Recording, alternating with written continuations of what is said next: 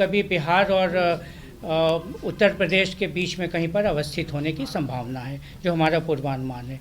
इसकी औसत गति इसके मूव करने की करीब 8 से 10 किलोमीटर प्रति घंटे की है।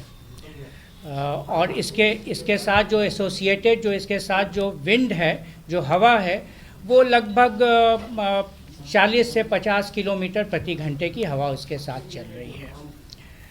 जैसे जैसे ये बिहार की तरफ अग्रसर हो रहा है, जो हवा के कम दबाव का क्षेत्र है, तो उसकी वजह से जो हमारी जो वेदर जो हमें मौसम मिल रहा है, वो लगभग उसका पैटर्न यही रहेगा जो अभी हमें दिख रहा है। मतलब मध्यम से हल्के स्तर के बादल छाए रहेंगे और बारिश जो है वो लगातार हल्की से मध्यम स्तर की बारिश अगले 48 घंटे तक लगातार जारी रहेगी। एक महत्वपूर्ण बात जो इस वेदर सिस्टम के साथ है वो ये है कि चूँकि ये साइक्लोन या डिप्रेशन से फर्दर उससे कमज़ोर पड़ गया है, इसलिए जो भी साइक्लोन के साथ जो वेदर पैटर्न एसोसिएटेड रहता है वो अभी इसके साथ देखने को नहीं मिलेगा।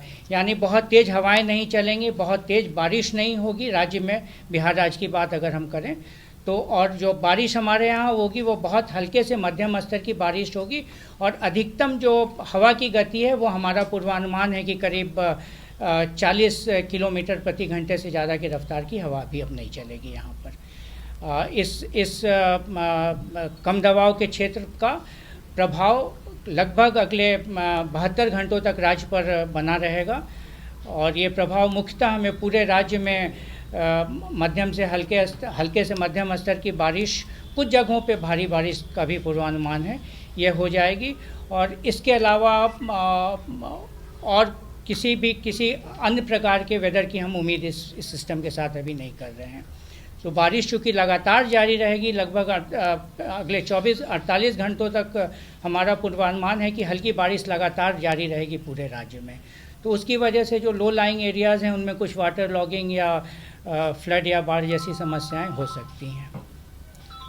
साइक्लोन सर बिहार में घुस गया है। साइक्लोन जैसा मैंने पहले बताया कि पूरी तरह से कमज़ोर पड़ गया है। अभी ये डिप्रेशन या उससे भी कम उसके जो नीचे की कैटेगरी होती है उसको हम लोग वेल मार्क लो कहते हैं, मतलब कम दबाव का क्षेत्र कहते हैं। तो ऑलरेडी वो कम दबाव का क्षेत्र बना हुआ है और यही कम दबाव का क्षेत्र धीरे धीरे उत्तर पश्चिम की दिशा में बढ़ रहा है और कल अपराह्न तक कभी वो बिहार और उत्तर मध्य प्रदेश के बीच में कहीं पर अवस्थित होगा।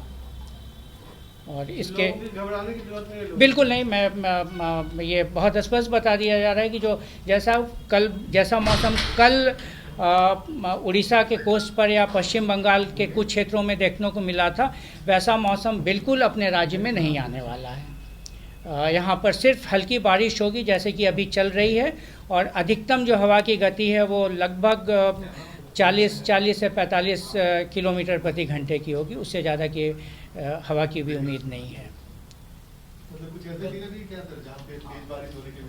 तेज बारिश का अभी आप लोग को स्लाइड्स में दिखा दिया जाएगा कि जो ज़िले हैं जहाँ पर हमने कल के लिए और परसों के लिए जहाँ पूर्वानुमान किया है कि बारिश कुछ तेज हो सकती है, वो आपको दिखा दिया जाएगा स्लाइड के माध्यम से। और तेज बारिश में कितने मिलीमीटर बारिश तक होने की संभावना है? लगभग भारी से भारी जहाँ भारी। ये देखिए, जहाँ पर हमने भारी बारिश का पूर्वानुमान किया है वो मुख्यतः या तो हमारे पूर्वी भाग हैं राज्य के या फिर दक्षिणी भाग हैं। और यहाँ पर हम उम्मीद कर रहे हैं कि करीब 65 मिलीमीटर 24 घंटे में 65 मिलीमीटर या उससे अधिक बारिश हो सकती है इन जिलों में। बाकी के जिलों में 60 मिलीमीटर मतलब 6 सेंटीमीटर या उससे कम बारिश की हमारा पूर्वानुमान है। पटना में बारिश की बात की 200 मिलीमीटर तक बारिश नहीं, बिल्कुल नहीं। वो जो संभावना हमने व्यक्त की थी वो किसी दूसरे कंटेक्स्ट में थी और वो 2 दिनों की एक्यूमुलेटेड 2 या ज़्यादा 3 दिनों की एक्यूमुलेटेड रेनफॉल की बात थी। यहाँ बहुत स्पष्ट किया जा रहा है कि जो हमारा पूर्वानुमान है उसमें बारिश धीरे होगी लेकिन वो लगातार लंबे समय तक जारी रहेगी, जिसकी वजह से हम उम्मीद कर रहे हैं कि राज्य के कई जगहों पे हमें 60 मिलीमीटर या उससे ज़्यादा बारिश मिलेगी।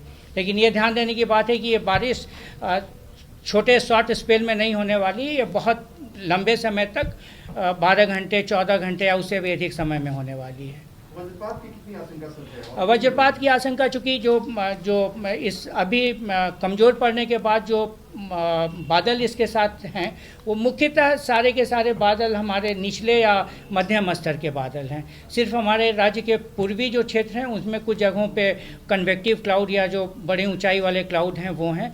तो एक उसके साथ ही जो वज्रपात की संभावना अगले 24 घंटे के लिए वो मुख्यतः केंद्रित रहेगी बिहार के जो पूर्वी भाग हैं उनमें। बाकी के पश्चिमी और केंद्रीय भागों में बहुत ज़्यादा लाइटनिंग की इंटेंस लाइटनिंग जिसको हम कहते हैं उसका पूर्वानुमान नहीं है। मानसून के बादलों से कितना इसका बादल अलग होता है?